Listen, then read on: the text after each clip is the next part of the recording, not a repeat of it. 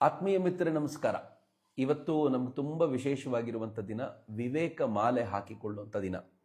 ನಿಮ್ಗೆ ಗೊತ್ತಿದೆ, ಪ್ರತಿ ವರ್ಷ ನಾವು ಇವತ್ತಿನ ದಿನ ರಾಕ್ ಡೇ ಅಂತ ಸೆಲೆಬ್ರೇಟ್ ಮಾಡ್ತೀವಿ. ಯಾಕೆಂದರೆ ಸ್ವಾಮಿ ವಿವೇಕಾನಂದರು ಇವತ್ತು ಬಂಡೆಯ ಮೇಲೆ ಕುಳಿತಂಥ ದಿನ. ಕನ್ಯಾಕುಮಾರಿಯ ಬಂಡೆಯ ಮೇಲೆ ಕೂತ್ಕೊಂಡು ಅಲ್ಲಿ ಭಾರತದ ಕುರಿತಂತೆ ಅವರು ಆಲೋಚನೆ ಮಾಡ್ತಾ ಅವರು ಸಂಕಲ್ಪಬದ್ಧರಾಗಿ ವಿದೇಶಕ್ಕೆ ಆನಂತರ ಹೋಗುವಂಥ ಆ ಪ್ರಯತ್ನವನ್ನು ಆರಂಭಿಸಿದ ದಿನ ಇವತ್ತು. ಅಥವಾ ಈ 3 ದಿನಗಳಲ್ಲಿ 24, 25, 26, 25, 26, 27 ಹೀಗೆ 3 ದಿನಗಳ ಕಾಲ ಅಲ್ಲಿ ಏನು ಕೂತಿದ್ರು, ಅದರಲ್ಲಿ 25 ಒಂದು ಬಂದೇ ಬರುತ್ತೆ ಅನ್ನೋ ದೃಷ್ಟಿಯಿಂದ ನಾವು ಡಿಸೆಂಬರ್ 25 ಪ್ರತಿ ವರ್ಷ ರಾಕ್ ಡೇ ಅಂತ ಸೆಲೆಬ್ರೇಟ್ ಮಾಡ್ತೀವಿ. ರಾಕ್ ಡೇ ದಿನ ವಿವೇಕಮಾಲೆ ಹಾಕ್ಕೊಳ್ತೀವಿ. ವಿವೇಕಮಾಲೆ ಯಾಕೆ ಹಾಕ್ಕೋತೀವಿ ಅಂತಂದ್ರೆ, ಸ್ವಾಮಿ ವಿವೇಕಾನಂದರ ಚಿಂತನೆಗಳಿಗೆ ತಕ್ಕಂತೆ ಒಂದು 15-20 ದಿನ ಆದರೂ ಬದುಕಬೇಕಲ್ಲ ಅನ್ನೋ ದೃಷ್ಟಿಯಿಂದ ವಿವೇಕಮಾಲೆ ಹಾಕ್ಕೊಳ್ತೀವಿ. ಇವತ್ತು ನಾನು ಪ್ರತಿನಿತ್ಯ ನಿಮ್ಮ ಜೊತೆ ಈ ಮುಂದೆ ಇವತ್ತಿನಿಂದ ಶುರು ಮಾಡಿ ಜನವರಿ 12 ಅಥವಾ ಜನವರಿ 15ನೇ ತಾರೀಕಿನವರೆಗೂ ನಾನು ನಿರಂತರವಾಗಿ ಸ್ವಾಮಿ ವಿವೇಕಾನಂದರ ಕೆಲವು ಚಿಂತನೆಗಳನ್ನು ನಿಮ್ಮ ಜೊತೆ ಹಂಚ್ಕೊಳ್ತೀನಿ. ಸ್ವಾಮಿ ವಿವೇಕಾನಂದರು ಯಾವಾಗಲೂ ಅಥವಾ ಇವತ್ತಿನ ಒಂದು ದೇಶ ಬೆಳೆದಂತೆ ಆ ದೇಶದ ಜೊತೆಗೆ ಬರುವಂಥ ಬಹಳ ದೊಡ್ಡ ಸಮಸ್ಯೆ ಏನು ಅಂತಂದರೆ, ಆ ದೇಶದ ತಾರುಣ್ಯ ತನ್ನ ಕಸುವನ್ನು ಕಳ್ಕೊಳ್ತಾ ಹೋಗುತ್ತೆ. ಇದು ಎಲ್ಲ ದೇಶಗಳಿಗೂ. ಅಮೆರಿಕ ತುಂಬ ಶ್ರೀಮಂತವಾಯಿತು, ಅಲ್ಲಿನ ತಾರುಣ್ಯ ನೋಡಿ. ಕೈಯಲ್ಲಿ ಗನ್ ಹಿಡ್ಕೊಂಡು ಒಬ್ಬರು ಮತ್ತೊಬ್ಬರನ್ನ ಶೂಟ್ ಮಾಡ್ಕೊಂಡು ತಿರುಗಾಡ್ತಾರೆ. ಶಾಲೆಯ ಮಕ್ಕಳು ತುಂಬ ಬುದ್ಧಿವಂತರೇನೆಲ್ಲ ಅನ್ನೋ ಥರ ಇದ್ದಾರೆ. ಅವರು ಲೌಕಿಕವಾಗಿ ಸಂಪತ್ತನ್ನು ಗಳಿಸಿರಬಹುದು, ಆದರೆ ಅಂತರಂಗದೊಳಗೆ ಅಲ್ಲಿನ ತಾರುಣ್ಯ ಸತ್ತು ಹೋಗಿದೆ. ಇದು ಮೊದಲನೇ ಪಾಯಿಂಟು. ಇನ್ನು ಎರಡನೇದು, ನೀವು ಚೈನಾ ನೋಡಿ. ಚೈನಾದ ಪರಿಸ್ಥಿತಿ ಹೆಂಗಿದೆ ಗೊತ್ತಾ? ಚೈನಾ ಅದಾಗಲೇ ಚೈನಾಕ್ಕೆ ಹೋಗಿ ಬಂದ ಹುಡುಗರು ಹೇಳ್ತಿರ್ತಾರೆ, ನಾನು ಹೋಗಲಿಲ್ಲ ಯಾವತ್ತು ಚೈನಾಕ್ಕೆ, ಆದರೆ ಅಲ್ಲಿ ಮಕ್ಕಳು ಕೂತ್ರೆ, ತರುಣರು ಕೂತ್ರೆ ತಲೆ ಬಗ್ಸಿದ್ರೆ ಮೇಲಕ್ಕೆ ಎತ್ತದಿಲ್ಲ ಅಂತ. ಅದಾಗಲೇ ಸೋಷಿಯಲ್ ಕ್ರೆಡಿಟ್ ಸಿಸ್ಟಮ್ ಚೈನಾದ್ದು ಪೂರ್ತಿ ಅಲ್ಲಿನ ತಾರುಣ್ಯವನ್ನು ಗಬ್ಬೆಬ್ಬಿಸ್ಬಿಟ್ಟಿದೆ. ಭಾರತಕ್ಕೂ ಈ ಸಮಸ್ಯೆ ಬಂದು ಹೋಗ್ತಾ ಇದೆ. ನಮ್ಮ ವಿದ್ಯಾರ್ಥಿಗಳಲ್ಲಿ, ನಮ್ಮ ತರುಣರಲ್ಲಿ ಮೈಂಡ್ನ ಕಾನ್ಸಂಟ್ರೇಟ್ ಮಾಡಬಲ್ಲಂತ ಕೆಪಾಸಿಟಿ ಸತ್ತು ಹೋಗ್ತಿದೆ. ನಿಮ್ಗೆ ಗೊತ್ತೇನು ಇವತ್ತಿನ ಕಾನ್ಸಂಟ್ರೇಟಿಂಗ್ ಕೆಪಾಸಿಟಿ ಎಷ್ಟು ಅಂತ? ಒಬ್ಬ ತರುಣ ಯಾವುದಾದ್ರೂ ಒಂದು ವಿಚಾರದ ಮೇಲೆ ಎಷ್ಟೊತ್ತು ತನ್ನ ಮನಸ್ಸನ್ನು ನಿಲ್ಲಿಸಬಲ್ಲ ಅಂತಂದ್ರೆ ಲೆಸ್ ದೆನ್ 8 ಸೆಕೆಂಡ್ಸ್.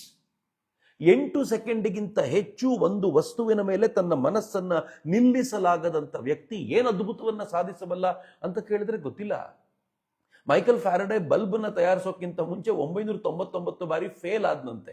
999 ಬಾರಿ ಒಂದೇ ವಿಚಾರವನ್ನ, ಒಂದೇ ಪ್ರಯೋಗವನ್ನ ಮಾಡಿ ಮಾಡಿ ಮಾಡಿ ಭಿನ್ನ ವಸ್ತುಗಳೊಂದಿಗೆ ಫೇಲ್ ಆಗುತ್ತೆ ಅಂತ ಗೊತ್ತಾದಾಗ ಫೈನಲಿ ಟಂಗ್ಸ್ಟನ್ ಅನ್ನು ಕಂಡುಹಿಡಿದು ಅದರ ಮೂಲಕ ಎಲೆಕ್ಟ್ರಿಸಿಟಿ ಪಾಸ್ ಮಾಡಬಹುದು. ಅಂತಂದ್ರೆ ಮೈಂಡ್ ಕಾನ್ಸಂಟ್ರೇಟ್ ಆಗೋದು ಅಷ್ಟು ಮುಖ್ಯ. ಸ್ವಾಮಿ ವಿವೇಕಾನಂದರು ಪದೇ ಪದೇ ಹೇಳ್ತಿದ್ರು, ಹರಿದು ಹಂಚು ಹೋಗಿರುವಂತ ಮೈಂಡ್ ಹೇಗಿರುತ್ತೆ ಅಂತಂದ್ರೆ, ಹುಚ್ಚಪಟ್ಟೆ ಹರಿದು ಹೋಗುವಂತ ನೀರಿದ್ದಂತೆ. ಅದನ್ನ ಸರಿಯಾಗಿ ಒಂದು ದಿಕ್ಕಲ್ಲಿ ತಂದ್ರೆ ಅದು ಚಾನಲೈಸ್ ಆಗಿರುವಂತ ನೀರು. ಮತ್ತು ನಿಮ್ಗೆ ಗೊತ್ತಿದೆ, ಚಾನಲೈಸ್ ಆಗಿರುವಂತ ನೀರು ಎಂತ ಅದ್ಭುತವನ್ನ ಸಾಧಿಸಬಲ್ಲದು ಅಂತ ಗೊತ್ತಿದೆ. ಅದು ಕರೆಂಟ್ ಅನ್ನು ಪ್ರೊಡ್ಯೂಸ್ ಮಾಡಬಲ್ಲದು, ಅದು ಹೊಲಗಳಿಗೂ ಉಪಯುಕ್ತವಾಗಬಲ್ಲದು. ಇಲ್ಲದೆ ಹೋದ್ರೆ ಉಪಯೋಗ ಇಲ್ಲ. ನಮ್ಮ ಬಹುತೇಕ ತಾರುಣ್ಯ ಹೀಗೆ ಚಾನಲೈಸ್ ಆಗದೆ ಸತ್ತೋಗ್ಬಿಡತ್ತೆ ಅಂತ. ಅದಕ್ಕೆ ಸ್ವಾಮಿ ವಿವೇಕಾನಂದರು ಯಾವಾಗಲೂ ಹೇಳ್ತಾ ಇದ್ದಿದ್ದೇನು ಅಂತಂದ್ರೆ, ಅವರು ಒಟ್ಟಾರೆ ಚಿಂತನೆಯನ್ನ ನಿಮ್ ಜೊತೆ ಹಂಚ್ಕೋಬಹುದು ಅಂತಂದ್ರೆ, ಅವ್ರು ಹೇಳ್ತಿದ್ದು ಮೊದಲು ಸಂಕಲ್ಪಬದ್ಧರಾಗಿ. ಸಂಕಲ್ಪ ಏನು? ನಾನು ಎಲ್ಲರಂತಿರಬಾರ್ದಪ್ಪ. ಎಲ್ಲರೂ ಹುಚ್ಚಾಪಟ್ಟೆ ಇದ್ದಾರೆ, ಮನಸ್ಸು ಏನು ಹೇಳುತ್ತೋ ಅದನ್ನ ಮಾಡ್ತಾರೆ, ಆದ್ರೆ ನಾನು ಏನು ಬೇಕೋ ಅದನ್ನ ಮನಸ್ಸಿನ ಮೂಲಕ ಮಾಡಿಸ್ತೀನಿ ಎನ್ನುವಂತ ಮೊದಲ ಸಂಕಲ್ಪ ಬೇಕು. ಮನಸ್ಸು ಹೆಂಗಿರುತ್ತೆ ಗೊತ್ತೇನು? ಬೆಳಗ್ಗೆ 5:15 ಏಳಬೇಕು ಅಂತ ನೀವು ನಿಶ್ಚಯ ಮಾಡಿ, ಆದ್ರೆ ಬೆಳಗ್ಗೆ ಏಳಬೇಕಾದ್ರೆ ಮನಸ್ಸು ಹೇಳ್ತೀನಿ 5 ನಿಮಿಷ ಅಂತ. ಆ 5 ನಿಮಿಷ ಅನ್ನೋದು ಮಿನಿಮಮ್ 20 ನಿಮಿಷ ಆಗದೆ ಹೋದ್ರೆ ಕೇಳಿ, ಇನ್ನೊಂದ್ಸಲ ಅಲಾರಾಮ್ ಬಡದಾಗ್ಲೇ ನಾವು ಹೇಳ್ಬೇಕಾದಂತ ಸ್ಥಿತಿ ಅಂತ. ಹೀಗೆ ನಮ್ಮ ಮನಸ್ಸು ನಮ್ಮನ್ನು ಹೆಂಗ್ ಕಂಟ್ರೋಲ್ ಮಾಡುತ್ತೆ, ನಾನು ತುಂಬಾ ಚಿಕ್ಕ ವಿಷಯವೇ ಹೇಳ್ತಾ ಇದ್ದೀನಿ. ಅದಕ್ಕೆ ಸ್ವಾಮೀಜಿ ಹೇಳ್ತಿದ್ರು, ಮೊದಲನೇದಾಗಬೇಕಾಗಿರುವಂತ ಕೆಲಸ, ನಾವು ನಮ್ಮ ಸಂಕಲ್ಪಬದ್ಧರಾಗಿ ಮನಸ್ಸಿಗೊಂದು ಆರ್ಡರ್ ಕೊಡಬೇಕು, ನಾನು ಹೇಳ್ದಂಗೆ ನೀನು ಬದುಕಬೇಕು ಅಂತ. ಎರಡನೇದು ಏನ್ ಗೊತ್ತಾ? ನಮ್ಮ ಸುತ್ತಮುತ್ತಲೂ ಇರುವ ಡಿಸ್ಟ್ರಾಕ್ಷನ್ಗಳನ್ನ ಆದಷ್ಟು ಬಿಡೋದಕ್ಕೆ ಪ್ರಯತ್ನ ಮಾಡಿ ಅಂತ. ಡಿಸ್ಟ್ರಾಕ್ಷನ್ ಅಂತಂದ್ರೆ ನಾನು ಯಾವುದ್ರ ಬಗ್ಗೆ ಮಾತಾಡ್ತಿದ್ದೀನಿ ಗೊತ್ತಾ? ಮೊದಲೆಲ್ಲ ಏನಿತ್ತೋ ನನಗೆ ಗೊತ್ತಿಲ್ಲ, ಆದ್ರೆ ಈಗಂತೂ ಹೇಗಿದೆ ಅಂತಂದ್ರೆ, ಮೊಬೈಲಲ್ಲಿ ಒಂದು ನೋಟಿಫಿಕೇಶನ್ ಬಂದ ತಕ್ಷಣ ಓಡ್ ಹೋಗುವಂತ ಈ ಡಿಸ್ಟ್ರಾಕ್ಷನ್ ಇದೆಯಲ್ಲ, ಓದ್ಲಿಕ್ಕೆ ಕೂತ್ರೆ ಮೊಬೈಲ್ ಪಕ್ಕದಲ್ಲೇ ಇಟ್ಕೊಂಡು ಕೂತ್ಕೊಳ್ಳೋ ಡಿಸ್ಟ್ರಾಕ್ಷನ್ ಇದೆಯಲ್ಲ, ದಯವಿಟ್ಟು ಒಂದು ಸ್ವಲ್ಪ ಪ್ರಯತ್ನ ಮಾಡಿ. ಸ್ವಲ್ಪ ದಿನಗಳ ಕಾಲ ಈ ಮೊಬೈಲಿಂದ ದೂರ ಇರ್ಬೋದಾ? ನಾನು ಅದನ್ನು ಟ್ರೈ ಮಾಡಿದೆ. ಸೋಷಿಯಲ್ ಮೀಡಿಯಾದಿಂದ ದೂರ ಇದ್ರೆ ಏನಾಗುತ್ತೆ? ಏನೂ ಆಗೋದಿಲ್ಲ, ಯಾರಿಗೂ ಏನೂ ನಷ್ಟ ಇಲ್ಲ, ಸ್ವತಃ ನಿಮಗೂ ಏನೂ ನಷ್ಟ ಇಲ್ಲ. ಮತ್ತು ಈ ಸೋಷಿಯಲ್ ಮೀಡಿಯಾದಲ್ಲಿ ನೋಡಿ ನಿಮ್ಮನ್ನು ಯಾರೋ ಹೀರೋ ಮಾಡ್ತಾರಲ್ಲ, ಅವರ ಕಾನ್ಸಂಟ್ರೇಷನ್ ಕೆಪಾಸಿಟಿ ಎಷ್ಟೊತ್ತು ಗೊತ್ತಾ? 8 ಸೆಕೆಂಡ್ ಮಾತ್ರ. 8 ಸೆಕೆಂಡ್ ಆಚೆಗೆ ನೀವು ಯಾರು ಅಂತ ಅವರಿಗೆ ಗೊತ್ತಿರೋದಿಲ್ಲ. ನಾನು ಸುಮ್ಮನೆ ನಿಮ್ಮನ್ನು ಕೇಳ್ತೀನಿ, ಕಳೆದ ಕೆಲವು ದಿನಗಳ ಹಿಂದೆ ತುಂಬಾ ಪಾಪ್ಯುಲರ್ ಆದಂತ, ಇನ್ಸ್ಟಾದಲ್ಲಿ ಪಾಪ್ಯುಲರ್ ಆದಂತ, ಯೂಟ್ಯೂಬ್ನ ಮೂಲಕ ಪಾಪ್ಯುಲರ್ ಆದಂತ ಯಾರಾದ್ರೂ ಒಬ್ಬ ಯೂಟ್ಯೂಬರು, ಇನ್ಸ್ಟಾ ರೀಲರ್ ನಿಮ್ಗೆ ಇವತ್ತು ನೆನಪಿದ್ದಾರಾ ಅಂತ ಕೇಳಿದ್ರೆ ಇಲ್ಲ. 8 ದಿನಗಳಲ್ಲೋ 3 ತಿಂಗಳಲ್ಲೋ 4 ತಿಂಗಳಲ್ಲೋ ಮತ್ತೊಬ್ರು ಹೊಸಬ್ರು ಬಂದ್ರು, ಹಳೆಬರು ಮರ್ತು ಹೋದ್ರು. ಎಂತೆಂಥವ್ರನ್ನ ಮರ್ತು ಹೋಗ್ಬಿಟ್ವಿ ನಾವು. ಎಂತೆಂಥವ್ರನ್ನ ನೋಡ್ಕೊಂಡು ತಮಾಷೆ ಮಾಡ್ಕೊಂಡು ಆಡ್ಕೊಂಡು ನಗ್ತಿದ್ವಿ, ಎಲ್ಲರೂ ಮರ್ತೋದ್ರು. ಅಂದ್ರೆ ಸೋಷಿಯಲ್ ಮೀಡಿಯಾ ನಮ್ಮ ಜೀವನ ಆಗ್ಲಿಕ್ಕೆ ಸಾಧ್ಯ ಇಲ್ಲ ಅಂತ. ಹಾಗಿದ್ಮೇಲೆ ಅದನ್ನ ಪಕ್ಕಕ್ಕೆ ಇಡ್ರಲ್ಲ, ಮನಸ್ಸನ್ನ ಕಾನ್ಸಂಟ್ರೇಟ್ ಮಾಡ್ಲಿಕ್ಕೆ ಶುರು ಮಾಡಿ. ಮೂರನೇದು, ಸ್ವಾಮಿ ವಿವೇಕಾನಂದರು ಹೇಳ್ತಾ ಇದ್ರು, ಅವ್ರು ಹೇಳೋರು, ನಾವು ನಮ್ಮ ಮನಸ್ಸನ್ನು ಕಾನ್ಸಂಟ್ರೇಟ್ ಮಾಡಲಿಕ್ಕೆ ಪ್ರತಿನಿತ್ಯ ಒಂದು 10 ನಿಮಿಷ ಆದರೂ ಮನಸ್ಸಿನೊಂದಿಗೆ ಸ್ವಲ್ಪ ಕಾಲವನ್ನು ಕಳಿಬೇಕು ಅಂತ. ಮನಸ್ಸಿನೊಂದಿಗೆ ಕಾಲವನ್ನು ಕಳಿಬೇಕು ಅಂತಂದ್ರೆ ಕಣ್ಮುಚ್ಕೊಂಡು ಕೂತ್ಕೊಳ್ಳಿ, ಈ ಮನಸ್ಸನ್ನು ನೋಡಿ. ಈ ಮನಸ್ಸು ಒಂದು ಅದ್ಭುತವಾಗಿರುವಂಥ ಶಕ್ತಿ. ಅದರ ರೂಟ್ ಕಾಸಿಗೆ ಹೋಗಿ ಎಲ್ಲಿಂದ ಥಾಟ್ಸ್ ಹುಟ್ಟುತ್ತಾ ಇದೆಯೋ ಆ ಥಾಟ್ಸ್ ಅನ್ನ ಗಮನಿಸ್ಲಿಕ್ಕೆ ಶುರು ಮಾಡಿ ಒಂದು ಅದ್ಭುತವಾಗಿರುವಂಥ ಶಕ್ತಿ ನಮ್ಮೊಳಗೆ ಪ್ರವಹಿಸ್ತಾ ಇರೋದನ್ನ ನಾವು ನೋಡ್ತೀವಿ ಅಂತ ಸ್ವಾಮೀಜಿ ಹೇಳ್ತಿದ್ರು. ನಂಗೆ ಗೊತ್ತು ಅಷ್ಟು ಸುಲಭದ ಸಂಗತಿ ಅಲ್ಲ, ಬಟ್ ಆಗ್ಬೇಕಾಗಿರೋ ಸಂಗತಿ. ಪ್ರತಿನಿತ್ಯ ನಾನೊಂದು ಎಕ್ಸಸೈಸ್ ನಿಮ್ಗೆ ಹೇಳ್ಕೊಡ್ತೀನಿ. ನಾವೆಲ್ಲರೂ ಸಂಕಲ್ಪಬದ್ಧರಾಗೋಣ. ನಾನು 8 ಗಂಟೆಗೆ ಬರ್ತೀನಿ. ವಾಸ್ತವವಾಗಿ ಏನಂತಂದ್ರೆ 5:30 ಎದ್ದು ಮಾಡಬೇಕು ಅಂತ ನಮ್ಮ ರೂಲ್ ಇರೋದು. ಅಫ್ಕೋರ್ಸ್ ನಾನು ಎದ್ದು ಮಾಡಿರ್ತೀನಿ, ಬಟ್ ನಾನು ನಿಮ್ಗಳಿಗೋಸ್ಕರ 8 ಗಂಟೆಗೆ ಬರ್ತೀನಿ. 8 ಗಂಟೆಗೆ ನಾವೆಲ್ಲರೂ ಸೇರೋಣ. ಒಂದು ಎಕ್ಸರ್ಸೈಸ್ ನಾನೇನು ಹೇಳ್ಕೊಡ್ತೀನೋ ಇವತ್ತು ಹೇಳ್ಕೊಡ್ತಿದ್ದೀನಿ, ನಾಳೆ ಕಂಟಿನ್ಯೂ ಮಾಡಿ. ಸುಮಾರು ಒಂದು 15-20 ದಿನಗಳ ಕಾಲ ಈ ದೇಹವನ್ನು ಚೆನ್ನಾಗಿ ದಂಡಿಸೋಣ. ಯಾಕೆ ಅಂತಂದ್ರೆ ಒಳ್ಳೆಯ ಮನಸ್ಸು ಬೇಕು ಅಂದ್ರೆ ಕಟ್ಟುಮಸ್ತಾಗಿರುವಂಥ ದೇಹ ಬೇಕು. ಆ ಪ್ರಯತ್ನವನ್ನು ನಾವೆಲ್ಲರೂ ಮಾಡೋಣ. ಯಾರು ನೀವು ಮಾಡಿದ ನಂತರ ಒಂದು ಪುಟ್ಟ ವಿಡಿಯೋ ರೆಕಾರ್ಡ್ ಮಾಡಿ, yes I am doing it, ನಾನು ವಿವೇಕ ಮಾಲೆ ಧರಿಸಿದ್ದೀನಿ ಅಂತ ಒಂದು ಪುಟ್ಟ ರೆಕಾರ್ಡ್ ಮಾಡಿ. ನಾನೊಂದು ಪ್ರಶ್ನೆ ಕೇಳ್ತೀನಿ ಎವ್ರಿ ಡೇ.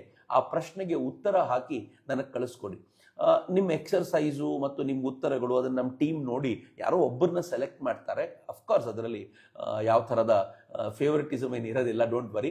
ಯಾರೋ ಒಬ್ಬರನ್ನ ಸೆಲೆಕ್ಟ್ ಮಾಡಿ ಕೊಟ್ಟವರಿಗೆ ವಿವೇಕಾನಂದರ ಪುಸ್ತಕ, ವಿವೇಕಾನಂದರ ಬ್ಯಾಡ್ಜು, ಇಫ್ ಪಾಸಿಬಲ್ ವಿವೇಕಾನಂದರ ಲಾಕೆಟ್, ಇದನ್ನೆಲ್ಲವನ್ನು ಕಳಿಸ್ಕೊಡೋ ಪ್ರಯತ್ನ, ಪ್ರಾಮಾಣಿಕವಾದ ಪ್ರಯತ್ನ ನಾನು ಮಾಡ್ತೀನಿ. ದಿನಕ್ಕೊಬ್ಬರಿಗೆ ಮುಂದಿನ 25-30 ದಿನಗಳ ಕಾಲ ಇದು ಮಾಡೋಣ. ಇವತ್ತು ನಾನು ನಿಮ್ಮ ಜೊತೆ ಸೂರ್ಯ ನಮಸ್ಕಾರವನ್ನು ಹಂಚಿಕೊಳ್ತೀನಿ. ನಿಮ್ಗೆಲ್ರಿಗೂ ಗೊತ್ತಿರುವಂಥದ್ದು. ಆದರೆ ದಿನಕ್ಕೊಂದು 12 ಸೂರ್ಯ ನಮಸ್ಕಾರ ಆದರೂ ನಾವು ಮಾಡುವಂಥ ಪ್ರಯತ್ನ ಮಾಡಬೇಕು. ಯಾರ್ಯಾರು ಇದುವರೆಗೂ ಶುರುನೇ ಮಾಡಲಿಲ್ವೋ ಇವತ್ತಿನಿಂದ ಒಂದು 5 ಸೂರ್ಯ ನಮಸ್ಕಾರದೊಂದಿಗೆ ಶುರು ಮಾಡಿ, ಅದನ್ನು 6 ಮಾಡಿ, 7 ಮಾಡಿ, 8 ಮಾಡಿ, 9, 10, 11, ಕೊನೆಗೆ 12ರ ಒಂದು ಸೆಟ್ ಕಂಪ್ಲೀಟ್ ಮಾಡಿ. ಸೊ ಈ ಥರ ಸೆಟ್ ವೈಸ್ ನಾವು ಮಾಡ್ತಾ ಹೋಗೋಣ.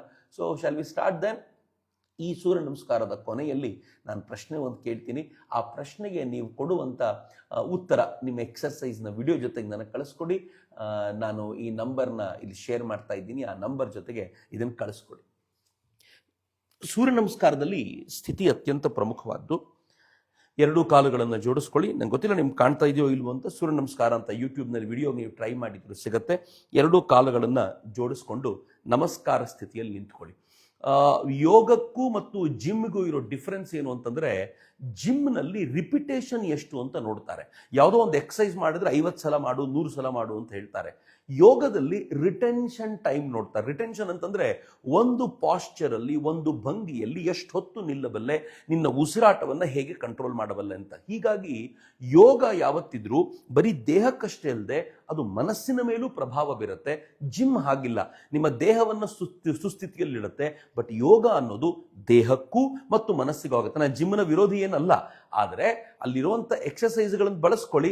ಜೊತೆಗೆ ಪ್ರತಿನಿತ್ಯ ಸ್ವಲ್ಪ ಯೋಗವನ್ನು ಜೋಡಿಸಿಕೊಂಡ್ರೆ ಮನಸ್ಸು ಕೂಡ ಕಾಮ್ ಆಗುತ್ತೆ ಅಂತ. ಮೊದಲು ನಮಸ್ಕಾರ ಸ್ಥಿತಿ, ಉಸಿರಾಟವನ್ನು ಸಹಜವಾಗಿಟ್ಕೊಳ್ಳಿ. ಇದಾದ ನಂತರ ನೀವು ಕೈಗಳನ್ನು 2 ಮೇಲಕ್ಕೆತ್ತಿ ಆ ಸ್ಥಿತಿಗೆ ಹೋಗಬೇಕಾದಾಗ ಉಸಿರನ್ನ ದೀರ್ಘವಾಗಿ ಎಳ್ಕೊಳ್ಳಿ. ನಿಮ್ಗೆ ಗೊತ್ತಾಗುತ್ತೆ ಎಂಥ ಒಳ್ಳೆ ಸ್ಟ್ರೆಚ್ ಸಿಗುತ್ತೆ ಅಂತ. ಆನಂತರ 2 ಕೈಗಳನ್ನು ಬಿಡ್ತಾ, ಉಸಿರನ್ನು ಬಿಡ್ತಾ ನೀವು ಕೈಗಳನ್ನು ಇದರ ಪಕ್ಕಕ್ಕೆ, ನಿಮ್ಮ ಪಾದಗಳ ಪಕ್ಕಕ್ಕೆ ತೆಗೆದುಕೊಂಡು ಬನ್ನಿ. ಪಾದ ಹಸ್ತಾಸನ ಅಂತ ಇದನ್ನು ಕರೀತಾರೆ. ಆನಂತರ 1 ಕಾಲನ್ನು ಹಿಂದಕ್ಕೆ ಕಳಿಸಿ ಮುಖವನ್ನು ಮೇಲಕ್ಕೆತ್ತಿ. ಮುಖಕ್ಕೂ ಸ್ಟ್ರೆಚ್ ಆಗಬೇಕು, ಅಂದರೆ ಕತ್ತಿಗೆ ಸ್ವಲ್ಪ ವಿಶೇಷವಾಗಿರುವಂಥ ಸ್ಟ್ರೆಚ್ ಸಿಗುತ್ತೆ, ಕಾಲುಗಳೆಲ್ಲ ಸ್ಟ್ರೆಚ್ ಆಗುತ್ತೆ. ಅದಾದ ನಂತರ 2 ಕಾಲುಗಳನ್ನು ಜೋಡಿಸಿ ಈ ಪೊಸಿಷನ್ಗೆ ಬನ್ನಿ. ಉಸಿರು ಸಹಜವಾಗಿರಲಿ. ಕುಂಭಕ ಮಾಡ್ತಾ ಉಸಿರನ್ನು ಹಿಡ್ಕೊಂಡು ನೀವು ಈ ಅಷ್ಟಾಂಗ ಎಲ್ಲವನ್ನು ನೆಲಕ್ಕೆ ತಾಕಿಸುವಂಥ ಈ ಪ್ರಯತ್ನ ಮಾಡಿ. ಆನಂತರ ಈ ಭುಜಂಗಾಸನಕ್ಕೆ ಉಸಿರನ್ನು ಎಳ್ಕೊಳ್ತಾ ಹೀಗೆ ಮೇಲಕ್ಕೆ ಬನ್ನಿ. ಸ್ವಲ್ಪ ಸಮಯ ಅಲ್ಲಿ ಇರಲಿಕ್ಕೆ ಪ್ರಯತ್ನ ಮಾಡಿ. ತುಂಬ ವಿಶೇಷವಾಗಿರುವಂಥ ಶಕ್ತಿ ಕೊಡುತ್ತೆ. ತ್ರಿಕೋಣಾಸನಕ್ಕೆ ಬನ್ನಿ. ಸಾಧ್ಯವಾದಷ್ಟು ತಲೆಯನ್ನು ಒಳಗೆ ತಳ್ಳಿಕ್ಕೆ ಪ್ರಯತ್ನ ಪಡಿ. ಆನಂತರ ಕಾಲನ್ನು, ಯಾವ ಕಾಲನ್ನು ಹಿಂದಕ್ಕೆ ತಳ್ಳಿದ್ರೋ ಆ ಕಾಲನ್ನು ವಾಪಸ್ ತೆಗೆದುಕೊಂಡು ಬನ್ನಿ. ಕತ್ತು ಹೀಗಿರಲಿ ಮತ್ತು ಎರಡೂ ಕಾಲುಗಳನ್ನು ಜೋಡಿಸಿ ಪಾದಹಸ್ತಾಸನವನ್ನು ಮಾಡ್ತಾ ಕೊನೆಗೆ ನಮಸ್ಕಾರಾಸನಕ್ಕೆ. ವಾಸ್ತವ ಕೆಲವರು ಹೀಗೆ ಮಾಡಿ ವಾಪಸ್ ಬರ್ತಾರೆ, ಹೇಗಾದರೂ ಸರಿ. ಈ ಆಸನವನ್ನು ನಾವು ಪ್ರತಿನಿತ್ಯ ಒಂದು 12 ಆದರೂ ಮಾಡೋಣ. ನಿಮ್ಗೆ ಗೊತ್ತಾಗುತ್ತೆ ಉಸಿರಿನ ಮೇಲೆ ಯಾವ ಥರದ ಕಂಟ್ರೋಲ್ ಸಿಗುತ್ತೆ ಅಂತ. ಆ್ಯಂಡ್ ಬಿಲೀವ್ ಮಿ, ನೀವು ಸ್ಥೂಲವಾಗಿರುವಂಥ ಈ ಉಸಿರಿನ ಮೇಲೆ ಕಂಟ್ರೋಲ್ ಮಾಡ್ತಾ ಮಾಡ್ತಾ ನಿಮ್ಗೆ ಗೊತ್ತಿಲ್ಲದಂತೆ ಮನಸ್ಸು ಶಾಂತವಾಗೋದನ್ನು ಅನುಭವಿಸ್ತೀರಾ. ಫೈನ್. ಇವತ್ತು ನಾನು ನಿಮಗೆ ಸೂರ್ಯ ನಮಸ್ಕಾರವನ್ನು ಹೇಳ್ಕೊಟ್ಟಿದ್ದೀನಿ. ನಾಳೆ ಇನ್ನೊಂದು ಎಕ್ಸರ್ಸೈಸನ್ನು ನಾನು ನಿಮ್ಮ ಜೊತೆ ಹಂಚ್ಕೊಳ್ತೀನಿ. ಇವತ್ತು ನಾನು ನಿಮ್ಗೆ ಕೇಳಬೇಕಾಗಿರುವಂಥ ಪ್ರಶ್ನೆ ಸರಿಯಾಗಿ ಕೇಳಿಸ್ಕೊಳ್ಳಿ. ಸ್ವಾಮಿ ವಿವೇಕಾನಂದರು ಅವ್ರ ಮನೆಯಲ್ಲಿ ಮೊದಲನೇ ಗಂಡು ಮಗ. ನಿಮ್ಗೆ ಗೊತ್ತಿದೆ, ವಿವೇಕಾನಂದರನ್ನ ಪಡ್ಕೊಳ್ಳಿಕ್ಕೆ ಅಂತ ಅವರ ತಾಯಿ ಕಾಶಿಯಲ್ಲಿರುವಂಥ ವಿಶ್ವೇಶ್ವರನಿಗೆ ತಮ್ಮ ಸಂಬಂಧಿಕರೊಬ್ಬರಿಗೆ ಹೇಳಿ ಪ್ರತಿನಿತ್ಯ ಅಭಿಷೇಕ ಮಾಡ್ತಿದ್ರು. ಹೀಗಾಗಿ ಸ್ವಾಮಿ ವಿವೇಕಾನಂದರ ಹೆಸರನ್ನ ವೀರೇಶ್ವರ ಅಂತ ಕೂಡ ಇಟ್ಟಿದ್ರು.